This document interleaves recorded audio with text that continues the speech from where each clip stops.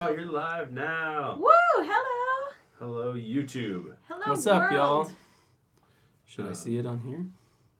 Yeah, probably. It does take a second. Okay. Hey, there we are. My arm. Oh, yeah, look. I don't have the sound on, so Hello. this won't do anything weird. Oh, this is nifty. How many Looking people? How many people you got watching? How can I tell? Usually there's a little thing that says how many people are watching. I don't know.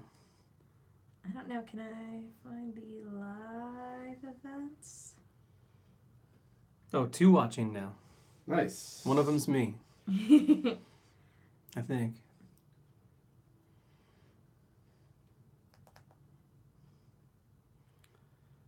guys posted the link on Facebook earlier, right? Mm-hmm. Yeah. Let me tweet that out.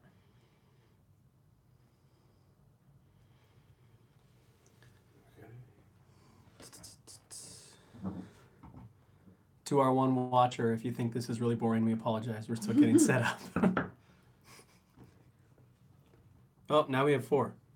Nice. Sweet. Hello, watchers. How was your day? Is there a live chat component? I don't know. If there is, I want to hear all about your day. And now we're gonna be live on Facebook too. Cool. What made you guys happy today? One of them's my wife. She just texted me and said, so boring.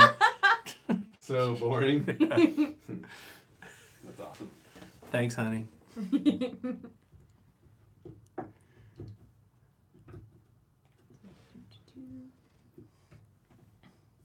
That's the hyperlink, right? No, that's just the hashtag. I don't think. Oh yeah, No. there. Yeah, Yeah. I think that takes you to the channel, There we go. I believe. Because I was looking on the YouTube app and I didn't see a thing for live events. You got some people on Facebook as well. Hello, Facebook. Where is this Facebook over here? This is Facebook over here. What's Now, up, Facebook? I will What's tell up? all the Facebook watchers that if you go to the YouTube channel, the video is superior. So I would recommend it. I would recommend Oh, it. yep. Oops. It's also sideways on Facebook. Is it? Yeah, I don't know how to get it to change. I've seen people do that. people have to watch it like this. Chris Whistle says hi, Jay and Daryl. Hey, what's up, Chris? Let's see. There's got to be a way for me to flip that, right?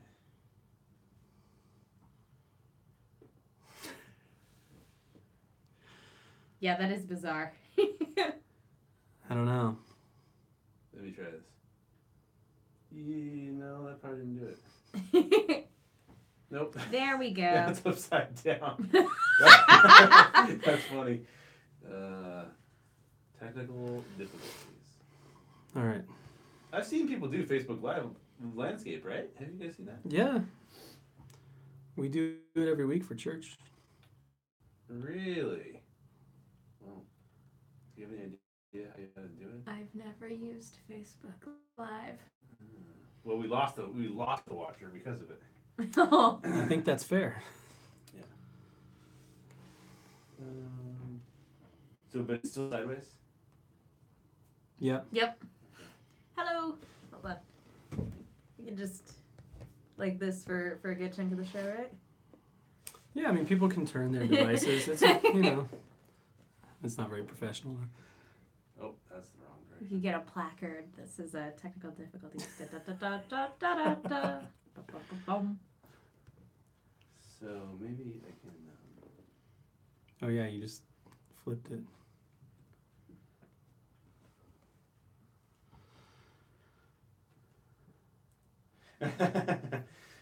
Chris. Okay. You won't be able to see me, but you guys will be able to see Daryl and Megan, so you're good to go. We'll see a part of you. Yeah. So just Jog it over a little we'll just bit. keep announcing. Go watch on YouTube because the YouTube feed is so much cooler. Yes. All right. So if you guys Okay. are ready to go, I will. This stuff doesn't look good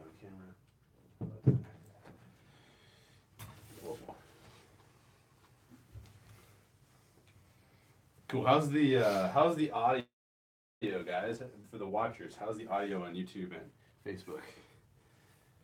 Can anybody comment on YouTube and tell us how the audio sounds? I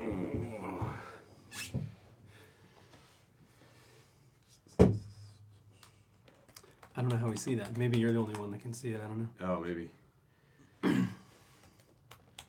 Jamie says the audio is fine. Okay, great. Text messaging. It's the way to go. All right. Well, yeah, Caitlin says the audio is okay. Thanks, Oh, so you can see comments on there? no, but not yet. I gotta find where the video is on here. All right. So let's kick it off. Today what are we doing, Daryl? What's up, everybody? Welcome to the Story Geeks podcast. I'm Daryl. I'm Jay. And I'm Megan. All right. And we today are announcing our official nominations list for the 2017 Movie Awards. So we did this last year. This is sort of the second annual Movie Awards, and we've compiled our list. Do you want to talk a little bit about how we did that? Yeah, so we actually reached out to 10 people within the Story Geeks community. And when I say reached out to, we were actually part of the 10.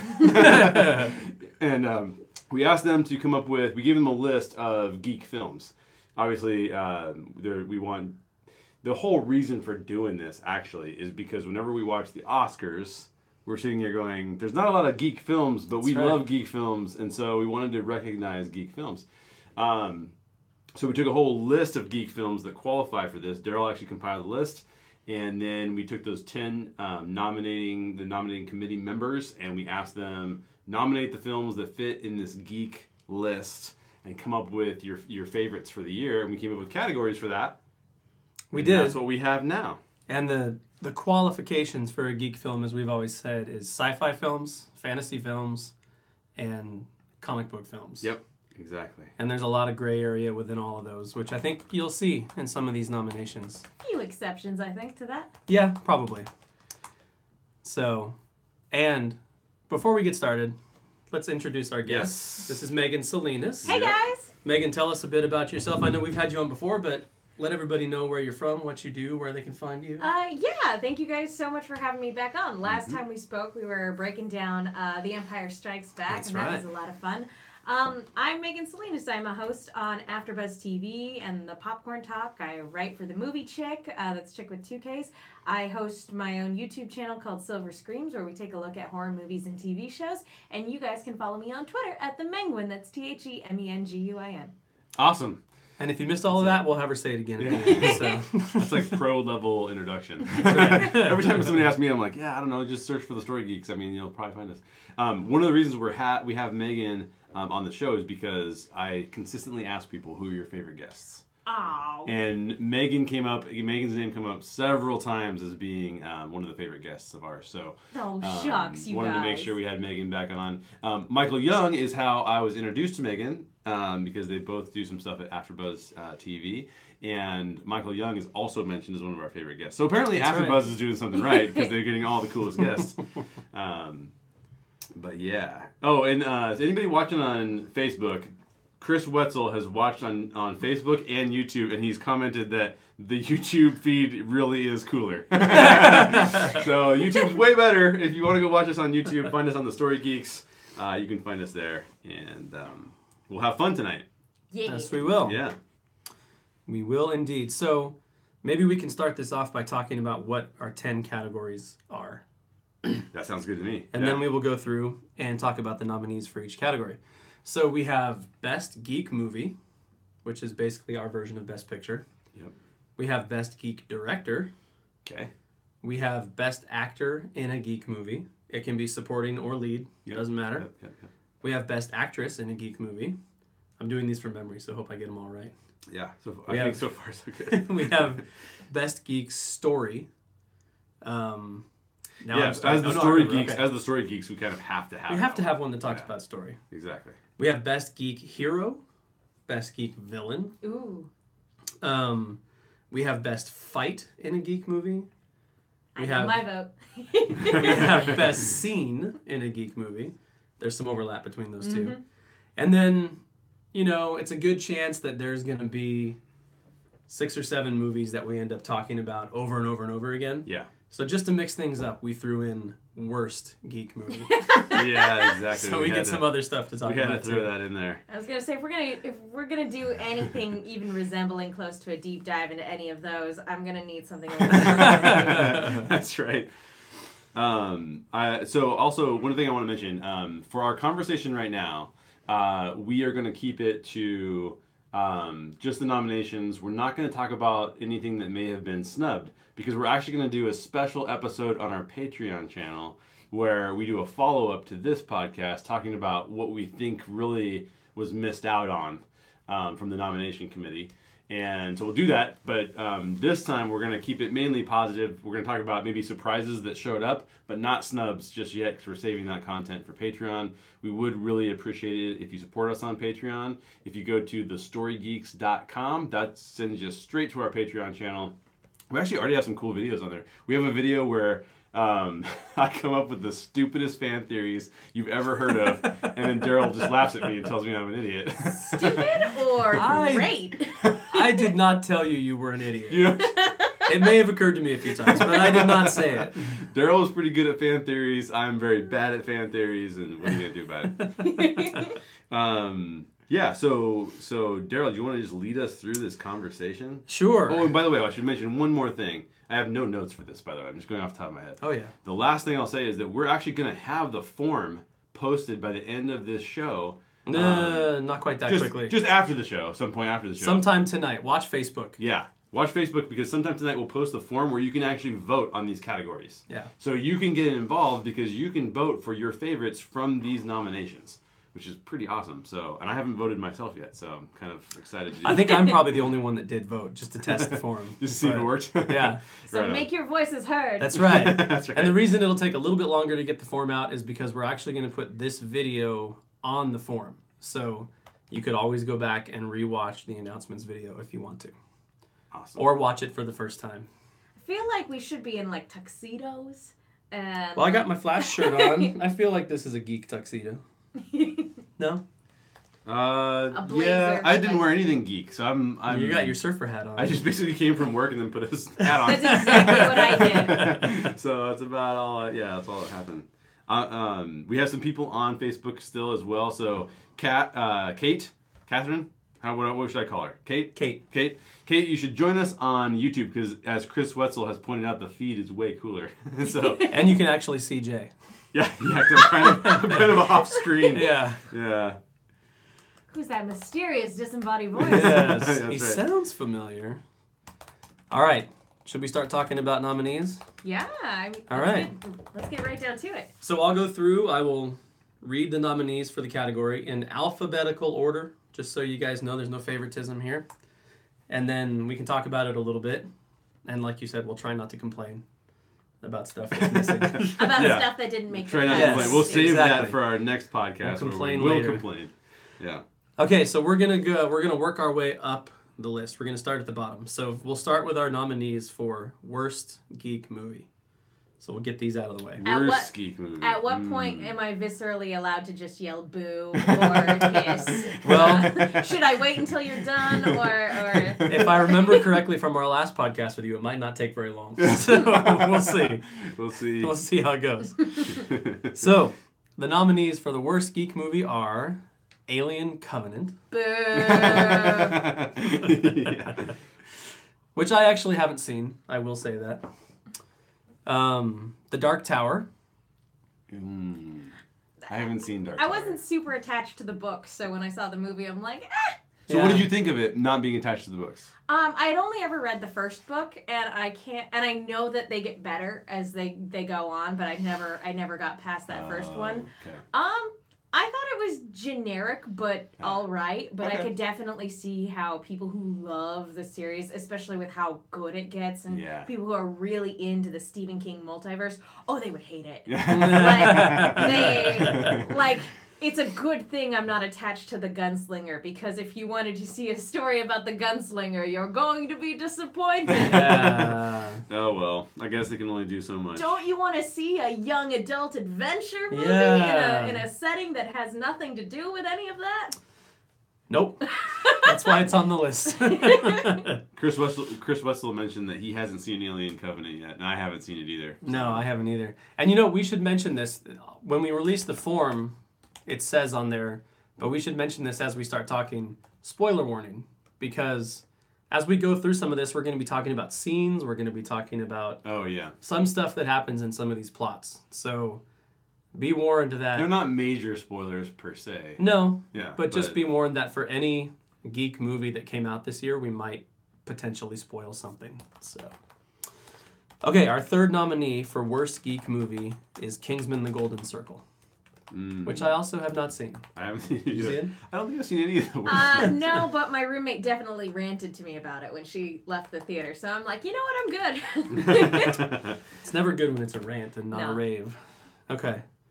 Our fourth nominee is Resident Evil: The Final Chapter, which I did see, and I did vote for, and it does deserve to be on this list. Was that a January release? Like how? I don't it was even really early. remember it being a 2017 movie. Yeah. Oh my god! It was very early. I don't remember. I never saw it, and I don't know if I've seen it. I couldn't even tell you which ones of the series I've seen and which ones I haven't. I've seen them all, and there was one that was okay. I feel like that Resident Evil movie came out like exactly the same time that the last Underworld movie came out, and I feel like they both had the exact same audience reaction for the few people that were in the theater. I think Underworld, that was one of my 5 nominees too. It didn't make the overall cut. But. Chris Wessel says the only good one was the first one. Yeah, it was definitely the best one. I had fun with 2. After that, started just downhill. Yeah, I kind of like the one that took place in like post-apocalyptic Vegas. Yeah, that was. I don't know which one it was. That was number 3. Okay. But yeah, that was fun. Once everybody else dies and they keep having to like make excuses to have holographic projections, and it starts getting really muddled. Yes. Kate and Kasara are both on YouTube. Kasara better be on, because he keeps telling me, he's like, you guys have to do live streaming. So good for you for being here, man, because you need to be. Yeah. Okay. Our final nominee for worst geek movie is Star Wars: The Last Jedi. I'm just kidding. I was going to say, how dare you. Good day, gentlemen. But you might not be happy, because it is Transformers: The Last Night. I didn't see it. Okay. Okay. I think I remember you saying you like Transformers. Though. I love Transformers, which is why I didn't see it. The thing is that Age of Extinction hurt me so badly that I was like, I can't do this to myself anymore. The first 3 movies, I liked the first one and I can put up with the second 2, but like Age of Extinction hurt my soul. It was that insultingly bad, and so when it came time for The Last Night, and like all the dumb stuff that it looked like they were doing, and it just, I couldn't. I was like, nope. I'm going to have to wait until that one's on Netflix, and I have a full bottle of Jack Daniels. If I ever decide to do that deep dive. Yeah, I'm pretty sure I fell asleep for some of it. I watched most of it. I don't know what it was about. I can't tell you. Yeah. Do yourself a favor. Borrow my Transformers Prime DVDs. Or go back and watch the 80s movie. The animated one. That is a spectacular trip. It's really good. It's really weird, but it's really good. I don't know about good, but it is fun. I thought it was really good. Although I was like, 12? I don't know. Chris says that Age of Extinction was excruciatingly long. It was so They bad. all feel excruciatingly long to me. I think I've only seen the first one. I think I keep it that way. I like for any complaints that you might have about the first one, you look at the rest of it and you're like, oh yeah, the first one was a movie. I remember that. What a wonderful time that was. Like I said, just do yourself a favor. Don't bother with the Bay movies. Just watch Transformers Prime. It is the best Transformers material out there. Okay. That's what I'll do. Yeah. I'll do that for sure. So then we got one category. One category down. We won't talk about snubs. No. Because there could be some. I can think of more that belong on this list. Yeah. But we won't go there. Save So that instead, for Patreon. instead, let's talk about best scene in a geek movie. Ooh, nice. So, I think all of these are pretty self-explanatory, but if we have to explain, we will. So, our first nominee is Deckard meets New Rachel in Blade Runner 2049. I love that scene. Also, I can't remember who it was, if it was Isaac or Michael who said it, but somebody else referred to it as the last temptation of Deckard, which I thought was pretty good. That is pretty good. So, thoughts on that scene? I love that scene. You voted for it. I voted for it, Yeah. for sure. I voted for it. It's a fantastic scene. Did you see Blade Runner? I haven't. Okay. I didn't get around to that one this year. Oh, All right. Well, then we'll go forward. Our next one is the hyperspace collision from Star Wars: The Last Jedi. That was amazing. Come on. It was love that. just Come on. the sound cutting out, and you're just left with this beautiful spectacle of destruction. It was Oh, fantastic. The first time Star Amazing. Wars ever recognized the vacuum of space. So that is for me one of the top 3 scenes in any Star Wars film, Yeah. and so is another one that's on the list. I'm pretty sure. Yep. We'll get there. Mm-hmm. Yep. I would agree. Okay, this next one I'm happy got on here because this movie doesn't show up a lot, but I'm glad it's on here. It's Miguel sings to Mama Coco at Stop. the end of Coco. Stop. I haven't seen Coco yet. I need to see it. Stop. I'm about to cry right now. You don't understand. Coco had me crying within 30 seconds. Oh, I saw it. I understand. 30 seconds of the movie, I was like, oh no. It's just going to be waterworks this entire time. And I ugly cried my way through the entire thing. And this scene had like all the emotional impact of like the opening scene of Up. But it was loving way more hopeful. on the YouTube comments. Yeah. In fact, Sam Gibson says he's cried twice at that scene. I will say that, like, I'm not going to disparage the rest of the scenes on this list because they're all fantastic. Yeah. But that is definitely, I think, the most emotionally driven and emotionally hard-hitting one. So you know what you're voting for. Not necessarily. Okay. Like, the rest of... They're tough picks. They're very tough picks. These are all really good. But it's nice to see Coco on there. I think it shows up at least one more time, but you got to see it. Oh, I know. It's I a know. I'm beautiful going to. movie. Now that I have the movie pass, I'm just waiting for my opportunity now. All right. Okay. All right. So here we are finally going to talk about the 2 movies that we'll probably be talking about more than anything else on this whole podcast. So our next scene is No Man's Land from Wonder Woman. Yes. Outstanding scene. Incredible. Like, I don't know if this is true, but I heard that they almost cut it for time. Why? Really? I have no idea. It's if like the that's most true. important scene in the whole movie. It's so important. Yeah. And it's amazing. And Doesn't make sense. Wonder Woman is another movie this year. I haven't had a ton of faith in the DC cinematic universe. Mm-hmm. Yeah. Basically from the get-go, but Wonder Woman was this wonderful, beautiful, breath of fresh air. Yeah. And Yes. that scene was just, I think it was the best moment in the entire movie. Absolutely. And I know we're not talking about snubs from our list, but I feel like Wonder Woman was snubbed by the Oscars. Absolutely. No question. Yes. At least Patty Jenkins for Best Director. For Come on. sure, Patty Jenkins. Yeah. By the way, Anthony Holdier says, "Hooray for No Man's Land," and Kate says, "I think I'm the only woman who didn't cry in that scene." So I don't know why. Why didn't you cry, Kate? I didn't cry during No Man's Land. I cried at the very beginning of the movie when you see all of the Amazons fighting. Like, that's when I was just like, oh my gosh, look at all these women who aren't being hypersexualized as they go into battle. Yeah. And it's amazing. Yeah, I think I cried. I almost cried, at least in the No Man's Land I scene. don't remember if I did or not. I'm sure I got teary-eyed, but Yeah. I definitely remember crying at the beginning of the movie. Yeah. All right. I remember crying at the end of the movie when she says, "I believe in love." Aww. Just because no superhero has ever said At the that. end of the like movie. that's Yeah. That was a good. that's so much Not- more hopeful than any not superhero's normally- ever been. Yeah, not normally comic book heroes. Yeah. That seems to be more, like a different genre Yeah. of type of hero to sort of be like that. Yeah. Okay, our final scene for best scene in a geek movie is Snoke's throne room from Star Wars: The Last Jedi, Mm. That is so tough. which I believe is the best scene in all of the Star Wars saga. All Star Wars ever. And Even it's probably one including- of my top 10 scenes of any movie ever made. What about the Vader scene in Rogue One? That was really good, but this is way better. Way better? You know why? Why? Because I care more about these characters. Than Vader? Then Vader You don't care about Vader. You're supposed to care That's about true. the people he's trying That's to true. kill. That's true. That's fair. That's fair. So that scene was super cool to finally see him let loose. Yeah. But to see all the development between Rey and Kylo in this one scene alone, the shock of what happens to Snoke and all that stuff. Like, Yeah, both scenes are jaw dropping.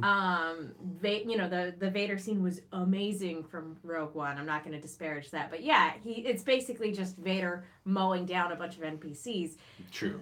This moment between Kylo and Rey has been built up to throughout the entire film, and just not only was Snoke's death shocking, but then to just see them turn and go into combat back to back, it was the height of their emotional connection. Yeah. And it was not to mention it was just really freaking cool. Yeah. Not to go full fangirl, but it was just really cool. Chris Wetzel says that he needed an actual lightsaber battle between Luke and Kylo. Well, He's not Sorry. necessarily wrong. not necessarily, no. That would have been cool, I have to say. But Rey's the one that gets to have an actual lightsaber battle with Kylo. Maybe that's cool. Oh, that's That true. she's the new character. And that they've gets already to do teamed that. up to have a lightsaber battle. Nothing's cooler than when I he think grabs that saber and And goes that, through the and cat's I eye. don't think there's ever been correct me if I'm wrong, I don't think there's ever been a moment where in the films, not talking about the extended universe or any of the cartoon series, but I don't think there's ever been a moment where a Sith and a Jedi in training or a Jedi have had to work together in any capacity. Yeah. Although, can we call Kylo a Sith? Is that I called think out in this anywhere? moment, He's dark yeah. side. He's for sure dark side. Maybe if he's not Okay. Sith. I don't know. I guess he did turn in his 2 weeks notice. Former Sith, recovering Sith. Well, in the same, he's not a Sith in the same way she's not a Jedi at the Right. moment. Yeah. Yeah. Yeah. They're all just Force users. This is true. Yeah. Yeah. Okay, let's move on to best fight in a geek movie. Best fight. And we're going to see some repeats in Yep. here. So we'll start off with Justice League versus Superman from Justice League. The only time I love that. Justice League shows up. The on only time Justice League shows up. Yeah, it doesn't show up anywhere else Ooh. in... To be honest with you, the only other place I saw it get voted for was for worst movie. Ouch. Yeah, Ouch. which I don't think it deserves, so I'm glad it didn't pop up there. Wonder Woman deserves better. It does, yes. Yeah. But this is a great fight. Oh, I love that fight. I mean, we've talked before about just the part where Flash is running and Superman just turns and Yeah. looks at him and he's like, oh no. Yeah. That scene alone is like worth watching that movie probably. Yeah. Now, we've talked about in fact with Michael Young, we talked about that movie in pretty extended length depth. But yeah, that was the best part of that film for sure. Yeah. Okay, our second nominee is Kylo versus Luke in Star Wars The Last Jedi. The faux lightsaber battle. Yeah. I mean, it was still cool. It was super It was cool. so cool. Yeah. I feel like we got to see Luke. We actually got to see Uh-huh. him be as cool as he talked about himself being in Return of the Jedi. Does that make sense? As Luke talked about himself being that I cool? feel like in the original trilogy, Uh-huh. he talked about how powerful he was, and it was referred to, Yeah. but we never really got to see it. Because he That's didn't true. he didn't go all out when he was confronting Vader. Yeah. And like Yeah. you kind of get the sense that when he went in to rescue Han, it was like, yay, look at this cool elaborate Ocean's 11 plot that I busted out. Even though there were That's true. clearly easier ways to accomplish, like he was just showing off basically. He was. But yeah, for the rest of the movie, he very much is like that Jedi who's like, you know, the best way to win a fight is never actually throwing a punch in the first place. Yeah. And so even when it gets to the end where he's with Darth Vader and the Emperor, it's less about it was him trying to redeem Vader. He's Yeah. not there to pick a fight. Exactly. So So I think to see him really let loose, even though he's just a projection. Yeah. To still see him kind of let loose and be as cool as That's true. we wanted to see Just him. that. Yeah. That. Just yeah. that. Yeah, And see you around, kid. See Which, you man, around, I hope kid. is true. I hope he comes back Well, in how can he episode not? I'm a ghost now. Yeah, Yeah. he's gotta be a ghost. He We is, see for ghosts all sure. the time. I saw Why not? there was a dorkly skit about what Obi-Wan Kenobi should have done as a Force ghost, and he just appeared next to Vader and was just constantly tormenting him. Hey, Annie! Yeah. Hey, everybody, this guy hates sand! That's awesome. That would have been awesome. I like it. Okay, our next nominee is Logan versus X-24 in Logan. So basically, Hugh versus Hugh. Hugh versus Hugh, yeah. Yeah. Old Hugh versus young Younger Hugh. looking Hugh. Yeah. This is your chance to bash on Logan. I won't do it. No, so it's Logan. So as excited I am that a geek film is up for adapted screenplay. First of all, I wish they would tell you what it was adapted from, because if it's adapted from the Old Man Logan comics, it is adapted. Yeah. That This comic is is loose. Yeah. I It's feel like kind of that's- adapted. I Yeah. feel like that's sort of what they were going for, in the Yeah. same way that the Days of Future Past plotline is sort of adapted. And Yeah. But I will say also that I've been reading the screenplay. I just started reading the screenplay today. So I'm going to compare the screenplay to the final film, because I love that film 65% of the way through, 60% of the way through. And then I think they just dropped the ball in the last bit. So Really? for me, I still have to do a video on why I think that, but it's all from a writer's standpoint and how they layered out the final moments of his life, and I just can't do it. So, but I'm happy to see a geek film get adapted screenplay. I mean, that's awesome. It's nice for any sort of science fiction geek superhero film be nominated for something that isn't just sound mixing. Exactly. Not Yeah. to disparage Or special sound, effects. Yeah, Yeah. not Or to costuming. disparage those categories, because they are vitally important, but it seems like the Academy only ever feels like acknowledging them when it comes to those two categories, and everything else tends to get a snub. So it's Yeah. nice. Yeah. It's nice to get some recognition where it's like, hey, superhero movie, you did a good story. Good job. Good job, story. It's true. Yeah, Very true. I think Patrick Stewart was totally worthy of a Best Supporting Actor nod. Oh, I agree. Yeah, he was awesome. I actually was listening to a podcast, and there was a guy who had, I believe he had pancreatic cancer. He might have been colon cancer, and he was a writer, and he was talking about how impactful Patrick Stewart's performance was throughout that film, and I was like, totally agree. That's amazing. So that was like really spoke to him. I thought that was great. Anthony Holder agrees with us. Patrick Stewart for Best Supporting Actor. Oh, nice, That man can do nice. no wrong. Yeah, no, he's amazing. Although, have you seen that picture of him that's been circulating around with hair? Yeah, what is that about? That I don't feels understand Oh, that. so It's from a- I'm personally offended. It's from like some random Well, dream what- sequence or something, right? what I keep seeing, and again, you know, this is a cite your sources sort of thing. This is just what I keep seeing it getting memed as, was that originally they wanted Picard to have hair in Star Trek. And so that's like a test photo. And you can see him like going, guys, this doesn't look good. It's not gonna work. Kate says screen test. Yeah, Okay. so yeah, it was the screen test for Next Gen as to whether or not Picard would have been bald. Thank And goodness he was bald. they made the right decision. As a bald person, I'm very thankful that we actually have heroes and not just villains that are bald. But I digress. That's a whole other issue. All right. Stewart, Bruce Willis. Yeah, it's true. The Rock. Mm-hmm. Yeah, but they always have to. Yeah, but Patrick Stewart's the only one that's like not badass. It's like if you're bald, you better be badass. Otherwise, He is. I think well, he he is. is, but not in a. He's also been beat bald you up since way. the 80s. That's true. That's true. So, anyways, He's badass in a it's just my deeper way.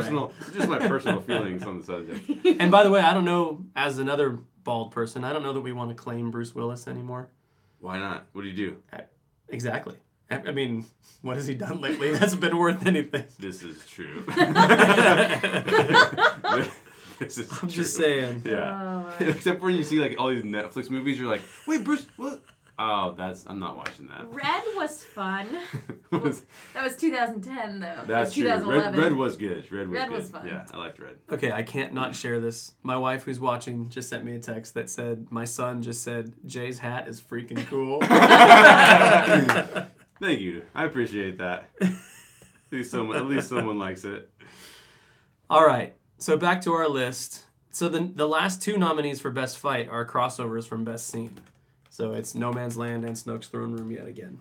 Oh gosh, this is so tough because I hope one wins one and one wins the other. Like, I don't know. We'll see. there are definitely a couple things here where it's like I don't know how I'm gonna vote. Yeah. Because it's like I know. it's like it's asking really, me to really hard. pick children. That's not fair. Yeah, don't do that. Yeah. Don't pick children. Unless they're not yours, then I guess it's okay. By the way, Tim Fosmark says hi. I know. I saw him. Good to see you, Tim. Or good to have you see us. Oh, you said hey Tim first. I did. Oh, okay. I'm on top of things. Now it all makes sense. Live is different. All right, next category. We're going to talk about Best Villain. in a Geek Yeah. movie. Ooh, yeah. And here, one of my favorite movies of the year sneaks in, which is great. So our first nominee is the Colonel from War for the Planet of the Apes. That's Woody Harrelson, right? Yes, Woody Harrelson's character. Interesting. I've never seen any of the Planet of the Apes movies. Really? I know it's like Oh, I they're lose so good. instant credibility because they're all so good. No, but you don't lose credibility. But I've only seen the first one of the trilogy, but that's unfortunate. Because they're way better without James Franco. Well, the first one was really good. It was, and yes. so the other two are on my list. I just didn't get around to watching them when they were in theaters, which is such a shame because I know they're good. They're really good. And this last one, War for the Planet of the Apes, stars mostly apes. Like, there are humans in it, but very few. And the kind of story they can tell with that is really impressive. Yeah. And Woody Harrelson is always good, regardless of whether he's Yeah. playing a good guy, a man. bad guy. I'm a big fan of post-apocalyptic roles for Woody Harrelson. Yeah. So, I know I it's was not, really excited when I saw he was cast in it. I know it's not Geek, but I finally got around to watching True Detective season 1, and he's so good in that too. Oh man, that was awesome. By the way, Anthony Holdier says, "Can Joss Whedon count as the villain?" Oh! Yes, I I think- totally agree. He should be a villain. No. I think Warner Brothers is the villain. Warner Brothers is the villain. Yes, that's I think true. Joss did his best. Oh, Yeah, Warner Brothers is the villain. That's you That's you either die a hero or you live long enough to see yourself Yeah. become a villain. Okay. On that note. Bring on Batgirl. Go Joss. Yeah, true. Our second nominee for Best Villain is Ego from Guardians of the Galaxy Volume 2. Oh, Kurt man. Russell. He's so funny. So good. I do like Kurt Russell a lot. I didn't love. I think Guardians 2 was okay. I will say I did. Guardians 1 I loved. I kind of was expecting more from that villain. I loved it. It was. We're all on different pages. Yeah, There we you go. are. I totally enjoyed the movie, but I was like, okay. Our third nominee, first time this movie's popping up, is Kevin Wendell Crumb, or Dennis, or Hedwig, or the Beast, or was it Patricia? Is that the? I don't female? know. Anyway, James from McAvoy. Split. James McAvoy's character yeah. from Split. Which, by the way, I didn't realize in all the lists that I was looking for what came out in 2017, I didn't see Split. That is a phenomenal movie, and it would have come up way more in my nominations. Well, it's had I confusing. known. If you go to IMDb, Yeah. it's listed under 2016, but Because the it hit- release date was January 20th, 2017. I think it hit the indie circuit in 2016 and probably made the rounds in Yeah. like limited release that way, and didn't actually hit national release until early 2017 because I think it was March or maybe February. But yeah, that one was. I definitely got a few red flags because I remember hearing people who had seen it at Fantastic Fest go, guys, like, it's an M. Night Shyamalan movie. So the ending is either going to make it or break it for you, but at the end of the day, James McAvoy carries this movie. Yes. Yeah, Yes, his yes. performance is amazing. And I'm really looking forward to the world they're setting up because now we've got Unbreakable and Split, and we're going to come up with a third Yeah. film. It's kind of cool. We'll see. Yeah, we'll If- see. I mean, we'll see. If Bruce Willis has anything left in him. Talking about whether or not Bruce Willis Yeah. has done anything recently. Because I watched Die Hard 5 like last week, and It's not good. I'm worried. Kate does say that she thinks they wanted to sneak it in for Oscar consideration for Yeah, that's the probably previous why. year. She's probably right. I don't think that worked. Mm. But It will be interesting as to, because out of all of Shyamalan's films, like, that's one where, a sequel could have happened. yeah, Um, and now it will. and yeah, In fact, I think they finished shooting it already. Yeah, I think so. so we shall see. We shall. All right, our fourth nominee for Best Villain is kind of a big old duh. It's Kylo Ren Oh yeah, from Star Wars: The Last Jedi. great performance too. In my opinion, the best Star Wars character of Of the all time? entire Star Wars Of saga. all time. Yes. All right. I don't know about of all time, but I do love that dorky little edgelord. Like, I'm one of those people that, like, loves edgelords unironically. So I absolutely adore Kylo Ren as well. Yes, he's awesome. Mm-hmm. We'll talk more about him, I'm sure, as we go along. I'm sure he'll pop up again Yes. soon. But this might be our only chance to talk about Vulture from Spider-Man Homecoming, Oh who was my our last gosh. nominee. Michael Keaton he's always fantastic. Yeah, Because but this was especially fantastic. he's great because it's one of those roles where it's complete, like, and this is something Spider-Man always does really well with a lot of its villains. You completely understand where he's coming from. Yeah, Yeah. When he basically loses everything because of Tony Stark. Yeah. And so he's like, I've got a family to provide for and a truck full of alien tech. Why not? why not? And just that whole scene in the car when he puts two and two together. Mm-hmm. Masterfully shot, edited, and performed. Oh, it was chilling. And I'm sitting here, I'm like, this is a comic book movie. And Yeah, I'm so and a tense. very lighthearted comic book movie. Other than that, it's definitely my favorite of his pantheon of winged creatures related movies. Batman, Birdman. I like this one the best. Yeah. He's good in all those. Yeah. I like it too. Okay, let's move on to Best Hero in a geek movie. And we'll start off, again, War for the Planet of the Apes. We'll start off with Caesar. Which is, I hope someday Andy Serkis gets recognized for how amazing he is in the motion capture world. Is You there have- anyone else in the motion capture world? He's pretty much. But the he's only never one. won like an acting award for a that's motion true, that's capture true, role. Yeah. Well, Which I would love to It's see happen. Because most of the Academy doesn't consider it acting. It's ridiculous. Which is, it's ridiculous because it's his performance. Yeah. It Totally. is 100% his performance. That, yes, obviously the animation that goes into it is a huge component and it is cutting edge technology and it Yeah. looks great. But if his performance wasn't there as a baseline, they wouldn't be able to animate around it. Right. And so it's really upsetting. I think the only other people who are in the motion capture world besides him are Benedict Cumberbatch, who Well, was there's a dragon that actually one time. Toby Kebbell is in it too. He Was plays oh shoot. Was he I in feel Kong bad. Skull Koba. Island? Oh, okay. He was Kong. Okay, I thought Yeah. that was the case. Yeah, and he was also Koba, who is barely in War for the Planet of the Apes because he actually dies at the end of Dawn of the Planet of the Apes. But that's a brilliant role too. Do you And- think they sit and have chit chat and compare notes as to how they played Kong? I'm sure they do, yeah. But Toby Kebbell, aside from this, the only thing I can think of is playing Doctor Doom in the Fantastic Four movie, which that makes me think stick to mocap. I don't know. I mean, can any one person be blamed for that movie? Yes, Josh Trank can be blamed for that.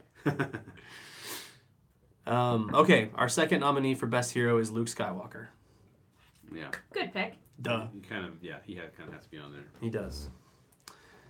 And another person that That's has to be probably a on lifetime there. award though. When you think about it. It's the geek version of the Sesame DeMille Award. Yeah, whatever. Lifetime Achievement Award goes to Luke Skywalker. That's right. He just The appears hero's as a Jedi journey, ghost. yeah. I'd like to thank the Academy. Oh my gosh. I can't take it with me, but thank you. This like is not that. going to go the way you think.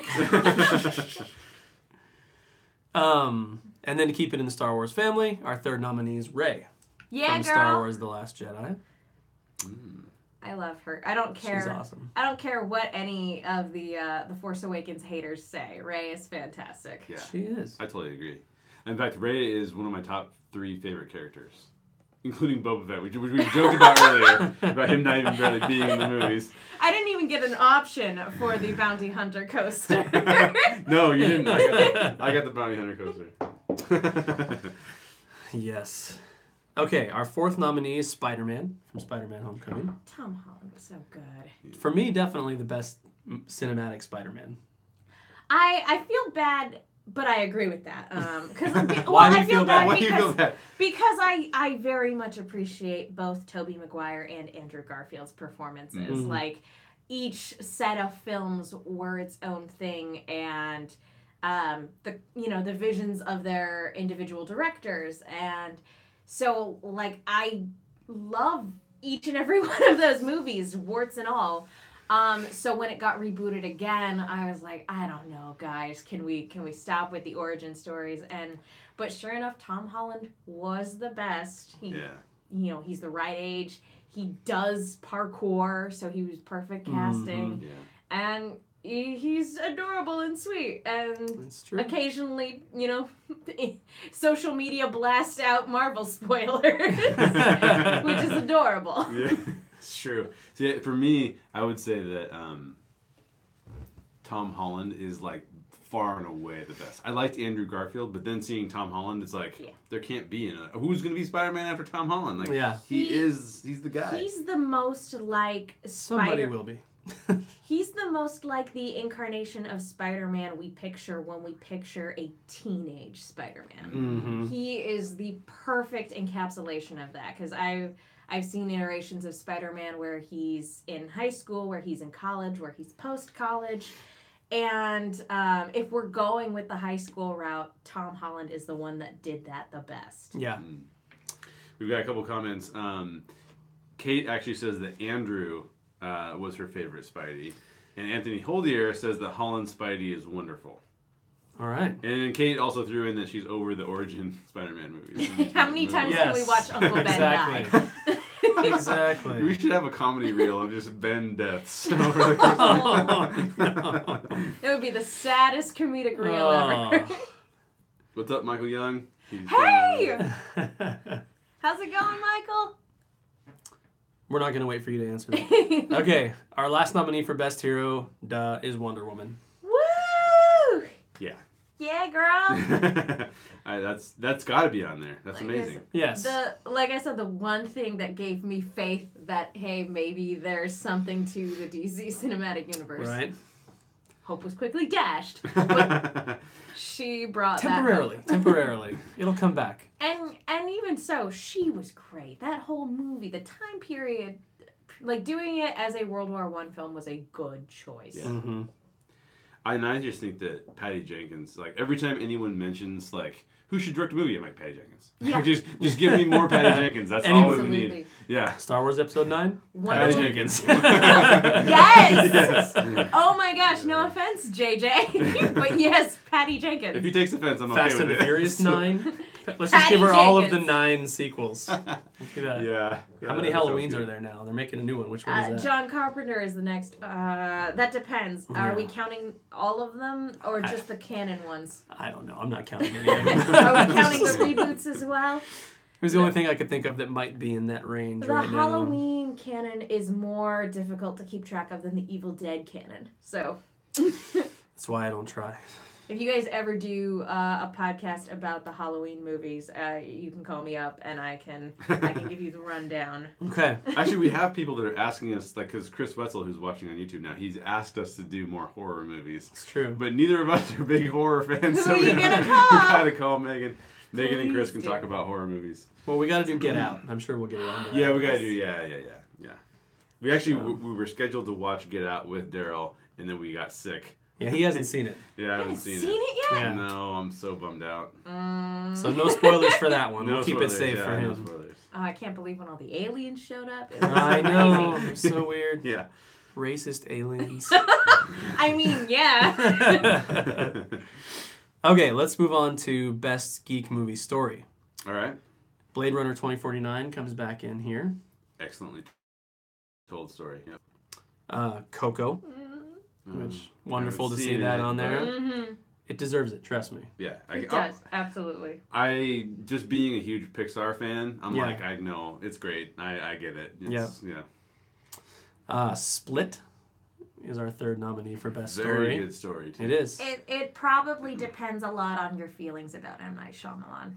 Because there are some people where it's just like no matter what he does now, it doesn't matter. Yeah. That they've just written him off completely. So it probably depends. Because if you go in with the mindset of like, this is going to be another stupid Shyamalan movie, you're going to be closed off to it. True. I kind of felt that way after The Happening, but after Earth, I was like, okay, this isn't great, but I'm having a good time. It's a movie. Yeah. And then I actually went and saw The Visit with Justin, and although I won't go see it again, it's not the kind of movie you watch twice, but I was like, it's like, okay, he sort of recaptured his creepy, well-told story director cred. Yeah. So, which you definitely see in Split.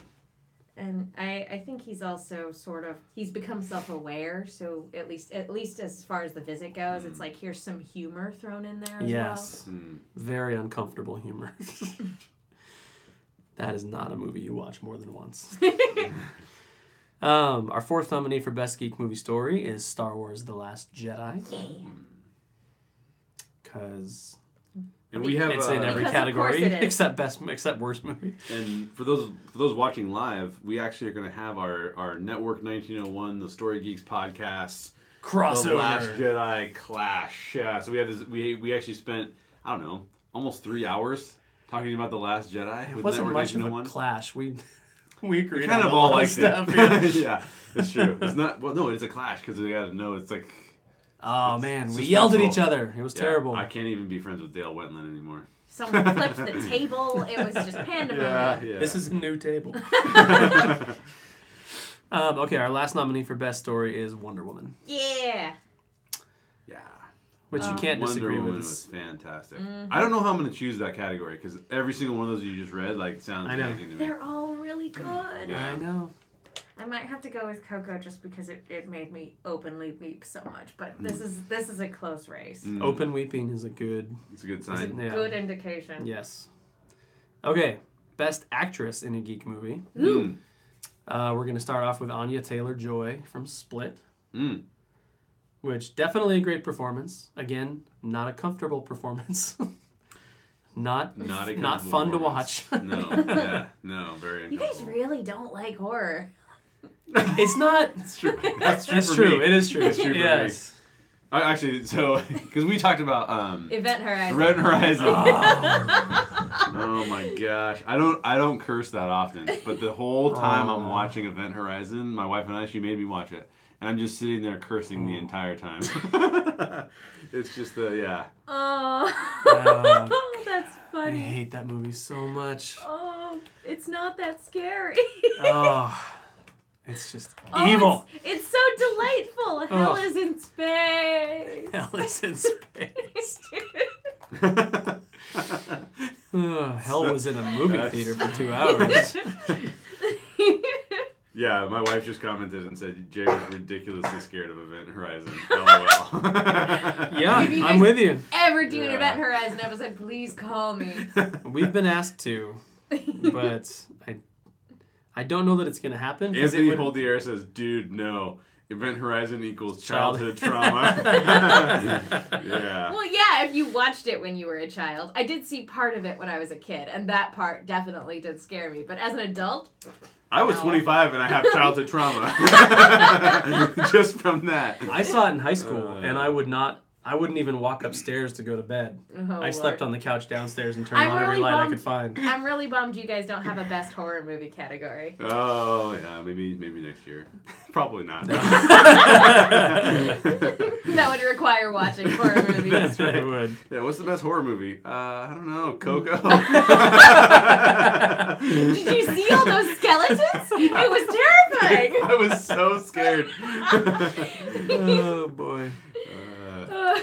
All right. Next nominee for Best Actress is Daphne Keane from Logan, Which, yeah, her performance is amazing. Yeah. who played Laura in Logan, for those of you who may not know. Yeah, very brutal performance. Very brutal. She actually made a character look more brutal than Wolverine. It's true. Yeah. Which, you know, why not hire a 12-year-old girl to do that? I know. Nothing wrong with that, right? Just looks so cool with the sunglasses. Yes. Yeah. The sunglasses really make the look. Yeah. Daisy Ridley, Star Wars: The Last Jedi. She's Yeah. so good.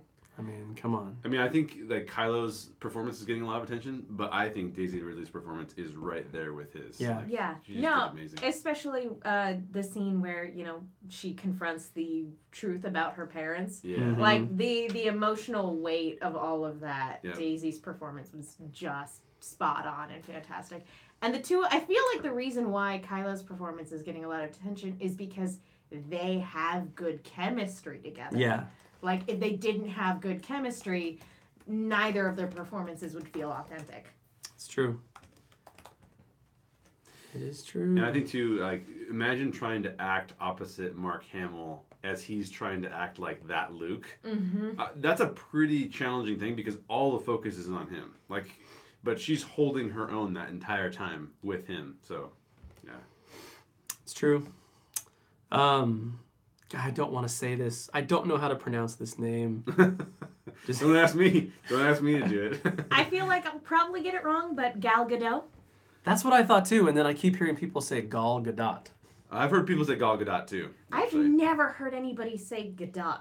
Oh, really? Gadot. Yeah. Yeah. That's what Jimmy Fallon said to her face on The Tonight Show, and she Well, didn't correct him. So I That's kind of figure because like, I feel like it would have been impolite Yeah. for her to correct him. I could be very wrong, but I always look at her last name and I'm like waiting for Gadot. yeah, exactly. I could be very wrong. It could very well be pronounced Gadot, but I've heard it pronounced Gal Gadot or Gal Gadot. She who played Wonder Woman is our fourth The nominee Wonder Woman herself. for Best Actress in a movie, geek movie. And then I'm super excited about this last one made it, because this is one of those movies that's like on the fringes of geek. Mm. We threw it in there because it has some fantastical elements and stuff, but it's Hong Chow from Downsizing. Which have either of you seen Downsizing? Nope. No. Okay, so I have to sing the praises here. She's amazing. So she doesn't have a long resume, lots of TV. She's on some high-profile TV stuff. And she is Asian American, but she is from a Vietnamese background. But she has no accent in regular life. Mm-hmm. But the character she plays has a super strong Vietnamese accent. And just the perfection of the accent, the emotionality that she pulls out of the character. I've never really seen a character like that before. Like, it's truly, truly special. Nice. I think she's actually nominated for an Oscar, Is she? too. I don't know. Oh, wow. Look that up. Yeah. You tell me. I can look it up. I've heard, good things about Downsizing, but I've also heard a few people comment that, like, no, guys, this is a horror movie masquerading as a comedy. It's not a comedy, and I don't think it tries to be a comedy. It has some jokes. I heard it was, like, dark comedy. Yeah. Given the premise of, where Matt Damon's character is at the, once he goes through the procedure. Yeah, it's hard to categorize, which is probably why it suffered, if it suffered. But it has some comedic elements. It has some political elements. It definitely has, some thoughts on the world and stuff like that. But it's not that outspoken of a movie, and it's just a good story at the end of it. It's just very simple. But It's the not movie like itself... It's not like screaming commentary No, the entire time. it's not that bad. But the movie itself is not as good as her performance. Like, her performance is amazing. It doesn't look like she was nominated, man. For an That's Oscar. a crime. So, yeah. That hurts my soul. That's Bummer. unfortunate. Not cool. Not cool. So, for her performance alone, you should watch Downsizing. Yeah, those are tough to choose too. It's going to be really challenging to do that. Yeah. Yeah. Okay. Now we are going to move into director, right? Oh, actor. Sorry. We skipped the actors. We only have 3 left: actor, director, And movie, best right? movie, yeah. Okay. So, best actor in a geek movie, Adam Driver, Star Wars: The Last Jedi. Good pick. Good pick. Cannot go wrong with that. No, you really can't. He's awesome. Hugh Jackman in Logan. Oh, yeah. Yeah. That's another Yeah. Lifetime Award. That's what that is. Well, that one might get a Well- lot of emotional votes because it's the last time Yes, Hugh Jackman will be yes. playing. But also, Wolverine. this Exactly. performance is far and away above all the other Wolverine Yes. performances, without question. That's true. That's true. Yeah, it's not just I'm here to be the tough guy, bub. Like, Yeah. it's- Exactly. Not that was ever just his performance, but like Yeah, it's nuanced and gritty. And yeah. We have James McAvoy from Split. that might just win based on the numbers. I know. Yeah, exactly. Do you play How one many- character or 23? Yeah. You know, he really sold each of those roles too. Like, there's moments where you're just like, what is he doing? He's like, Yeah. because he plays like a middle-aged woman. Yeah. And he sells it, and you're like, what? I don't know. What do you do in your spare Well, time, McAvoy? Like, you're too and good at then- this. I can't remember the name of the character who does the counseling sessions. In the counseling sessions? Yeah. I don't remember his name either. But there's a like point. the designer. Yes. Yeah. But he's not, when he's in those sessions, he's not really that character. He's Dennis Yes. pretending to be that character. Yeah. So you have Oh James my gosh. McAvoy playing somebody with multiple personalities, where one of the personalities is It's pretending to be another another personality. personality. Yeah. Oh man, that's a rabbit hole. Oh, Yeah. boy. Yeah, that gets Inception-y real quick. Yeah. That's right. But you can tell he's doing it. Like, Yeah, you can. it's You- noticeable. You know what it reminds me of? I was a big fan of Orphan Black when it was on TV, Oh, I never which saw is Orphan Black. basically Tatiana. It's a show about clones, and that's not a spoiler. Like that by the end of the first advertise episode, it. Yeah. you know it's about clones. And so Tatiana Maslany plays a wide variety of characters for every single episode, and occasionally one clone will pretend to be another clone. Mm. And she was snubbed by the Emmys for years, and then finally got her due. Finally. It was long overdue though. So, like I said, James McAvoy might just win just based on the number Yeah, of it's those true. performances within that one film. It is true. Yeah. I'm trying to find the name of the character because it's bugging me. Oh, the- yeah, It's Barry. Barry. It lists Oh, yeah. out all of Yes.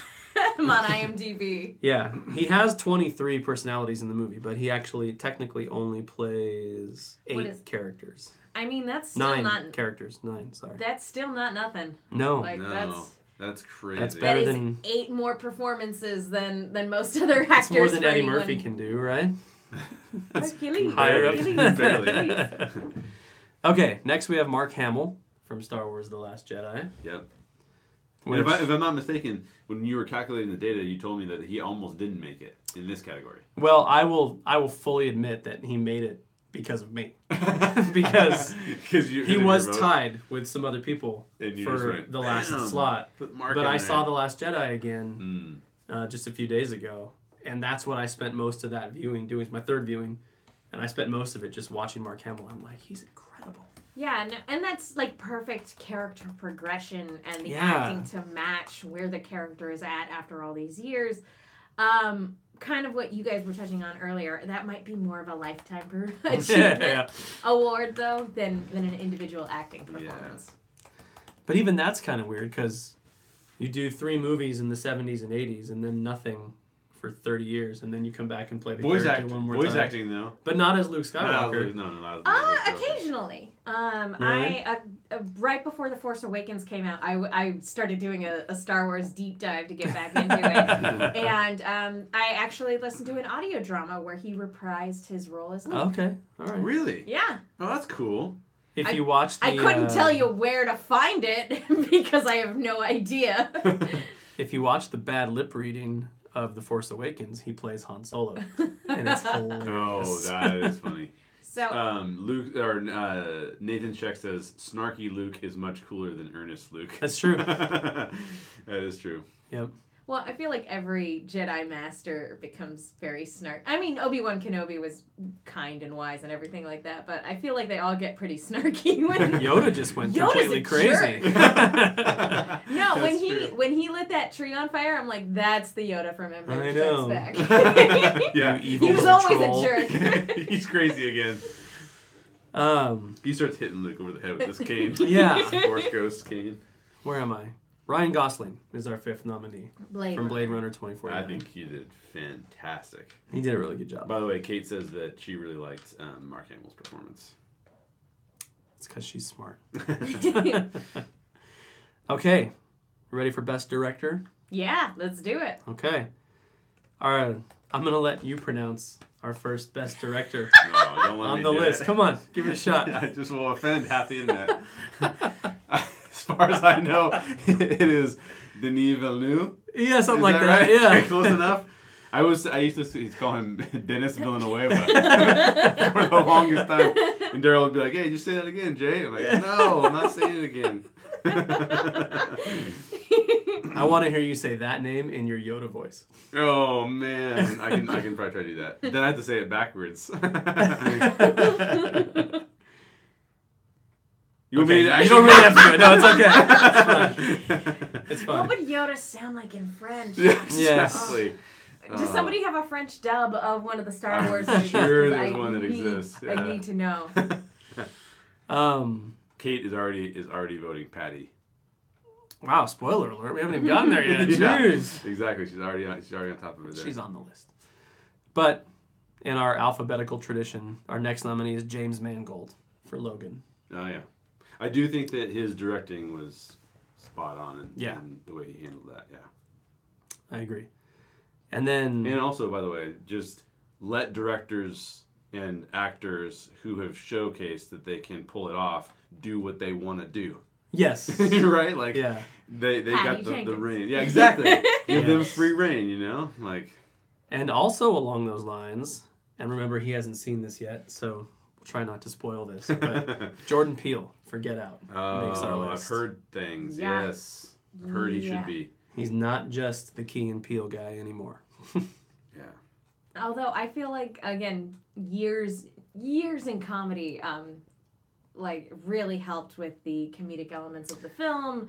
But also just you can tell there is such a love of horror. Yeah. And like the Twilight Zone and a bunch of other stuff that he definitely grew up Mhm. with. There's such a love of all that injected into this movie that also acts as larger social commentary. It's a phenomenal film, and as a first-time director, Oh, it's man. insanely good. And I've heard interviews with Keegan, Keegan Michael Key, the other guy Right. from Key and Peele. Right. And I've heard him talk about the early days of when they got together and started working together. And he's an improv guy. He comes from improv. And he was talking to Jordan, and he was like, so we can just improv sketches and stuff like that. This is going to be great. And Jordan's like, no improv for at least the first 2 years. We have to be taken seriously as writers. We can improv later. Huh. And Keegan was like, okay. And then he went on to find out he Because literally of- refers to Jordan as the because most of- brilliant person he's ever worked with. Because Really? of Yeah. course he would say yes. That's what improvisers do. Yeah, that's right. He said yes and. Don't argue. Exactly.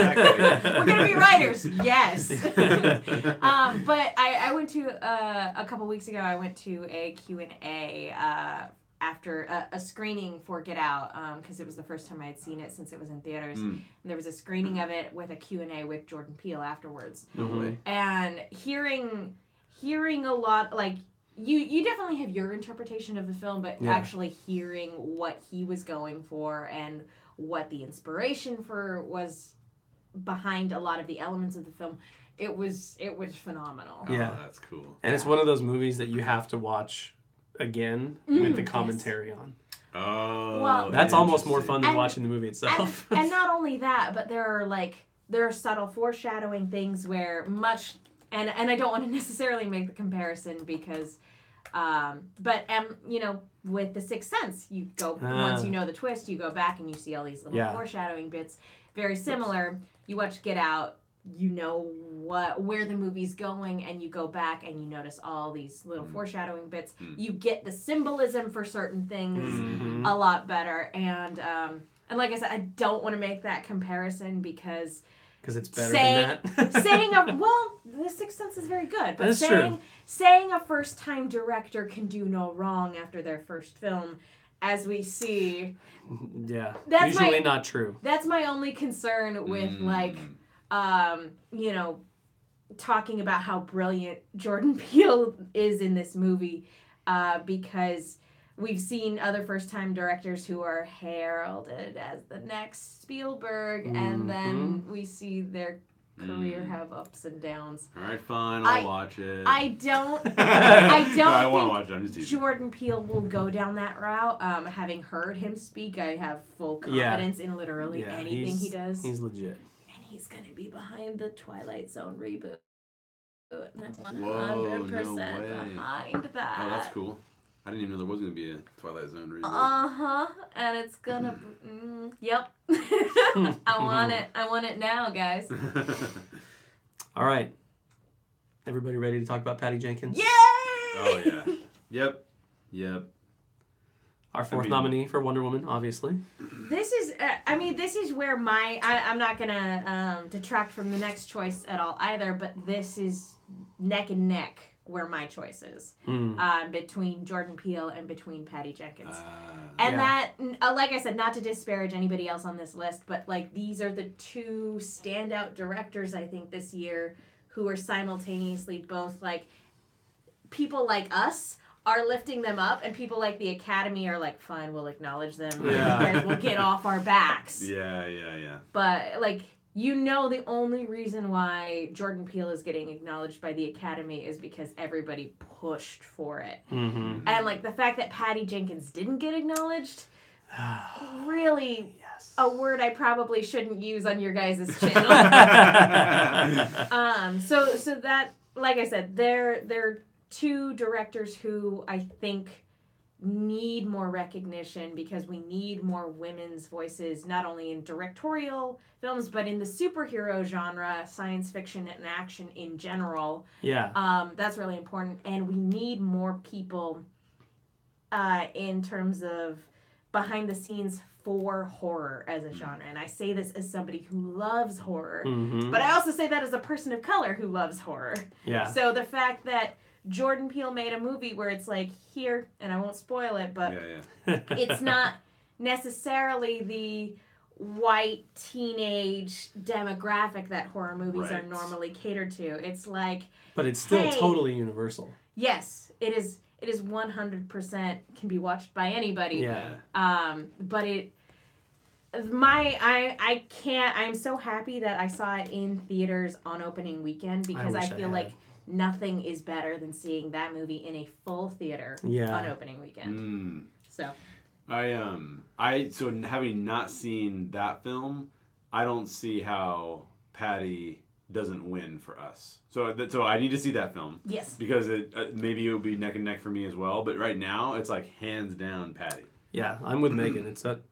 I did already vote. I don't remember who I voted for, honestly. It's a tough choice, especially when it comes to period pieces. Because Patty definitely had several hurdles to jump over. You have Warner Brothers meddling, which let's not even go there. But you have a period piece to do, a fantastical Greek setting as well, and then on top of that, a superhero movie. Yeah. It's all of those things, and she did a phenomenal job. Any one of those would have been a movie in and of itself. Yeah. And she's the Academy may not be recognizing her, but everybody else is. That's true. I mean, she's broken all the records there are for female directors. Yeah. She's, from what I've heard, bringing her back to do Wonder Woman 2, her pay is on par with Zack Snyder's pay. Good. Like, that's how it should be. Yeah. she's breaking through every other barrier. Yeah. Except the Academy. Well, and she also did something that even Joss Whedon couldn't do. Not to throw this in there, but I'm going to throw it in there. She maintained the tone of the DCEU. She told a better story than any other director in the DCEU, but she maintained the tone, she maintained the action, she maintained. It was still that gritty, grimdark sort of DCEU story setting. And yet the most hopeful superhero movie ever made. Exactly. Mostly because there was color. At one point, before they went to war, there was color in the movie. Sam does say that Denis, I'm not going to pronounce his name right, did an amazing job with Blade Runner and had such a similar feel to the original, which is true. He did. I mean, like I said, I haven't seen Blade Runner, but the bits of it that I have seen, visually stunning. Yeah. I will definitely, having not seen the film, I will definitely give the director that it looks gorgeous. Absolutely. Jamie texts me and says, my vote is for Jordan Peele because his film was flawless, in my opinion. And Wonder Woman, while great, did have a few flaws. Yeah. But was that Patty's fault or was that Warner Brothers' fault? I know which scene she's talking about. It was Patty's fault. And okay, so we still do have one more nominee for Best Director, and it is, of course, Rian Johnson for Star Wars The Last Jedi. And yeah, he did an amazing job. It is one of the best Star Wars films. I know there's some debate here, but yeah, it's one of the best Star Wars films out there, and it has, regardless of where your feelings on the film as a whole fall, it has some of the best acting and it has some of the best sequences in the entire franchise. Yeah. He also did something that no Star Wars film has been able to do since. I'm blanking on Empire Strikes Back's director. What's his name? Oh. Guy whose name I forget. Yeah, I know. Whatever we did this on another episode. None of us could think of his name. Yeah, he's like, it should be top of mind. Yeah, but he did something we talked that about only that movie for 3 hours. How do we not know? I have no idea. But he did something that only that director has done, which is surprise us in a Star Wars film. Because every other film, you kind of know what's going to happen in Star Wars. Irvin Kershner. Yes, I should have known that. Was it. Yeah. Oh, Return of the Chris Jedi Wessel is the one I I can never remember. So, yep. yeah. What I loved about what he did is he subverted so much stuff. Like, he did so much unexpected stuff, which I think is part of why the movie is so polarizing. Yeah. Yeah. But I'm with him on everything. I think my favorite... Yeah, I have to agree with that. Not necessarily with the subversion side of it, but all of the risks he took. Yeah. And as much as I love The Force Awakens, and we've discussed this before, but as much as I love The Force Awakens, it's indisputable. It is a beat-by-beat retelling. There's a reason it's a beat-by-beat retelling of A New Hope. Yes. But it is that nonetheless. It was the safe option for bringing the Star Wars franchise back to its roots. Exactly. And Rogue One, again, as much as I love it, and it definitely took some chances in terms of tone, and, you know, where all the characters sort of end up. But, like, I feel like no other Star Wars movie has taken as many risks as this one has. And I feel like they paid off. I know a lot of other people don't. But it's like, if you want to see your franchise grow and evolve, you need to take risks. Oh, totally. Yeah. Absolutely. Yeah. Okay. It's time for the big one. Best big movie. category. Best Best movie. Geek Movie. Best Geek Movie. Our first nominee is Blade Runner 2049. In this, actually, I don't remember what the other ones are. This, for me, is probably my choice. Really? Yeah. Wow. Yeah. I just think that it's a really well-told story. The cinematography is on point. It's ridiculous. In fact, and you Caitlin, do prefer directors you can't pronounce. That's true. Yeah. Caitlin, who works with us, was telling me earlier that the cinematographer has been nominated 16 times and has never won. Yeah. What? Yeah. Crazy. So hopefully he'll win this year. Oh, and that's an Oscar. upsetting. Yeah. It's really upsetting. It's like, the guy's so talented. So I like. Well, the guy that did The Revenant isn't nominated for anything this year. So he's the what exact did he do opposite. this year? I don't think he did anything. Oh, but okay. He wins everything he gets nominated for. Yeah. He directs a Tide commercial. It's like, Yeah. well, give him an Counts. Oscar. Yeah. Wasn't in the freezing cold for this one. I was in Yeah. a studio. Our second nominee is a little bit surprising, I think, but it's Guardians of the Galaxy Volume 2. And I say surprising because it's only popped up on this list one other time. Yeah. Definitely not my choice, but I can see why it would be. Like I said, I really liked the movie, and actually, anybody familiar with Lindsay Ellis's work on YouTube, she's formerly known as the Nostalgia Chick. She did a deep dive into the themes and character development from Guardians of the Galaxy 1 and 2, and about the emotion behind Guardians of the Galaxy 2, and about the family dynamic and commentary on abuse and having to put your relationships in a particular context.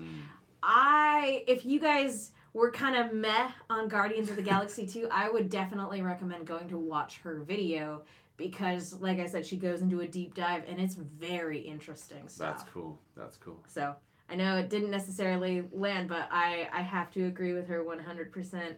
It's a lot better than people give it credit for. It's a great movie. I mean, I loved it. I think it's good. The first one I think is my top 3. It's my third best comic book movie of all time. I think the first one's a better popcorn movie, but after having watched her video, I'm like, I can't dispute this one's a little deeper. Interesting. I'd agree with that. It is deeper. Logan is our third nominee for Best Picture. What do you want to say about that? I agree with that just 60% of the way through. And then the rest of it, I can't go there, but yeah. certainly for you can imagine all of these geeks going, please give us a Wolverine film where Wolverine can actually be full-on Wolverine. And then we got Wolverine Origins, and we were like, do better! Exactly. And then we got the Wolverine in Japan movie, and we were like, that's a little better, but still try a little harder next time. It's true. So the concept is awesome. Like, yes. Old Man Logan, the comic, it gets a little over the top, no question. But the concept of it is awesome. Yeah, the Miller run on Old Man Logan I did not like, but I did like. We're not Mark Miller fans on this podcast. I'm not. Yeah. I'm not either. But I did like where Lemire was taking it when he picked it up. Yes. He really did a great job of picking that story up. So I like that a lot. Okay, and then no surprises here. Our fourth nominee, Star Wars: The Last Jedi.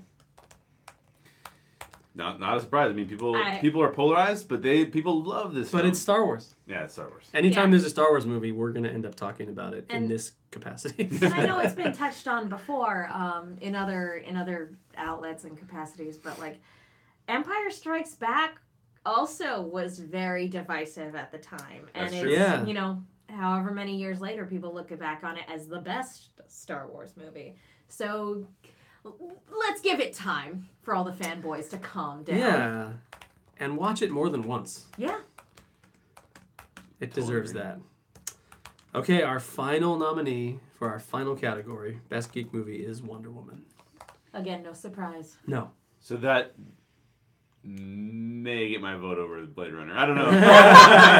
It's gonna be one of those two. I think Wonder Woman is a phenomenal film. It's my number 2 comic book movie of all time, behind The Dark Knight. And The Dark Knight is like, just like The Dark Knight is the Dark Knight. Pedestal somewhere. Yeah, but Wonder Woman is right behind it though. So I love it. That's gonna be a hard pick, for sure. Yeah. Well, there you have it, folks. That is it. Those are our nominees. Yeah, so stay tuned. What you're going to want to do is definitely stay tuned for us to post the link, because those are just the nominees. You actually get to choose the winners. And on March 11th, which is a Sunday, we're going to do another live video. We'll be live on YouTube. We'll be live on Facebook, maybe even a couple more places. There'll be a red carpet coming up in the studio. Exactly. We actually, I don't know. Jay's dog will be doing the red carpet commentary outside. Yeah, we actually get more guests if I do that. Yeah. So I don't think we have any super special guests coming for that live. All of our guests are super special. Yeah, and we're going to try to get some. Right. So I don't think we're going to get, actually have Why can't I think of the guy's name? Who played Logan? Hugh Jackman. He's like only the most popular star in the history of stars. But no, I don't think Adam Driver's a maybe. Yeah, Adam Driver is still considering, but he's probably going to show up as undercover boss version. Matt? So good. Matt. Gal Gadot was going The to radar come. technician. She was going to show up, but because the name couldn't be pronounced correctly, now we've she offended politely her. declined. Yeah, exactly. She's like, no, I don't think so. I'm Same going to go thing- hang out with Denis Same thing with Villeneuve." Dennis. Yeah. Yeah. So later tonight, watch Facebook. Sometime tonight, we will put out the link to the form so you can go vote. And voting will be open through February 28th. So you've got a little over a month to get your votes in. Yep. And you've got a little over a month to tell everybody you know about this and have them get their votes in. Yeah, you got to go do that. Make sure you get this into as many hands as possible. That'd be fantastic. And if there are some movies that you haven't seen yet, you have a month to watch them. Go before see the them! show. I will definitely see it within a month, for sure. For sure. I was this close to seeing it, because we had agreed that we were going to watch it together. Yeah. And I was this close to being like, I can't do it. I got to do my nominations. I'm going to watch it. But I didn't do that. I held out. So thanks everybody for watching. Like we said, stay tuned for the link, and then share the link all over the place, so the forums, so you can vote for all of the nominations. Thank you so much, Megan, for coming out. Thank you guys for having me. Yeah, Megan had to drive a really, really long ways, but we all know that you love hearing Megan, so Aw. we appreciate her doing that. It was And, my pleasure. Yeah, Daryl And tell drove for us- about 5 minutes. Yeah, He it was very arduous. close. Yeah. Tell us one more time where everybody can find you. You guys can follow me on Twitter and Instagram at the Menguin. The Menguin. That's TheMenguin. All right. Yeah, and you can follow us at the Story Geeks. So do it. I think Caitlin has been live tweeting a bunch of our nominations. So Cool. There you go. Yeah. Cool. Thanks for watching, guys. Now you have to watch me get up and turn off the camera because we It's don't gonna have a be film crew. awkward. I feel like you should do Yeah. a Facebook Live reaction of you watching either Get Out or Event Horizon. Well, Event Horizon, yes, for sure. So people can see you Yeah. hiding behind It'll the say, couch. this will be rated R due to Jay's vocabulary. Nice. Bye, guys. Bye. Bye, YouTube.